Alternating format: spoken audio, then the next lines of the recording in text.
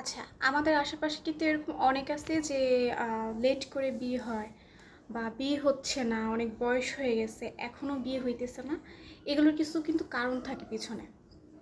ওই দিন একটা ভিডিওতে দেখলাম যে কারণগুলোর মধ্যে এরকম যে অনেকে আছে বিয়ের ক্ষেত্রে অনেক বাছাবাছি করে যে ছেলে সুন্দর না, মেয়ে সুন্দর না, বা মেয়ের ফ্যামিলির ব্যাকগ্রাউন্ড ভালো না, মেয়ে দেখতে ভালো না, মেয়ের নাক বোঁচা, মেয়ের চোখ সুন্দর না, এরকমটা, মেয়ের গায়ের রং ভালো না, এরকমটা বাছাবাছি করে। ছেলেদের ক্ষেত্রে ছেলের জব ভালো না, ওরকম টাকা ইনকাম করে না, ছেলের ফ্যামিলির ব্যাকগ্রাউন্ড ভালো না, এরকম বাছাবাছি করে, যেটা হলো একটা বড় ধরনের কারণ। যে এরকম বাছাবাছি করাটাও মানে বিয়ে পিছানোর বা বিয়ে লেট করে হওয়ার একটা কারণ বলবো। এরপর দ্বিতীয় যেটা, সেটা হলো যে বদনজর। অনেক সময় অনেক বদনজরের কারণে হয়। মোস্ট ইম্পর্টেন্ট যেটা, সেটা হলো যে কুফরি। আমাদের ফ্যামিলিতে কিছু মানুষ থাকে, আমাদের রিলেটিভ থাকে কিছু, যারা আমাদের উপরে উপরে ভালো চায়, বাট ভিতরে ভিতরে আমাদের দেখতে পারে না, আমাদের ভালো সহ্য করতে পারে না, আমাদের ভালো দেখতে পারে না।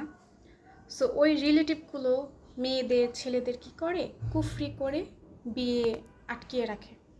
এটা একটা মোস্ট ইম্পর্ট্যান্ট কারণ। আমাদের বাংলাদেশে এখন ঘরে ঘরে কিন্তু কুফরি করা হয়। ওই ভিডিওতে যেমনটা বললো যে ঘরে ঘরে কুফরি করা হয়, মানে এটা হলো বড় একটা কারণ বিয়ে আটকে রাখার, যে বিয়ে বন্ধ করে রাখার।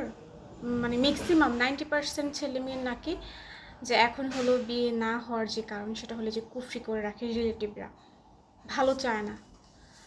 সো আমি ওই দিনে এটা শুনে পুরো অবাক যে বিয়ে অফও করে রাখা যায়। তো ওই ভিডিওতে আবার বললেন যেটা এগুলো থেকে বাঁচার উপায় হলো ওই যে সেলফ রোকেয়া করা, প্লাস হলো রোকেয়া করা, কোনো ভণ্ড কবিরাজ টবিরাজের কাছে না যাওয়া ভাই, ভালো তো ভালো হুজুর দেখানো, বা কিছু রোকেয়া গ্রুপ আছে আপনার ফেসবুকে, কিছু রোকেয়া গ্রুপ দেখতে পারবেন।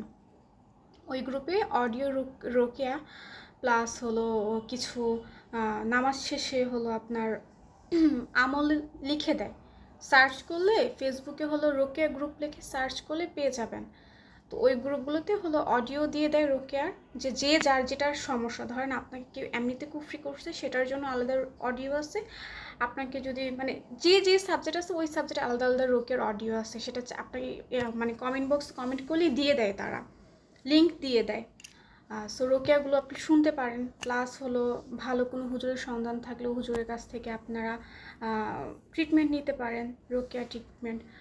সো আমি মনে করি যে আপনাদের এটাতে খুব উপকার হবে। আর দ্বিতীয়ত হলো যারা রোকেয়া করবেন, করার পর যখন দেখবেন যে অবস্থা আরও বেশি খারাপ হয়ে যাইতেছে, আমাকে আবার বকাঝকা করেন না ভাই।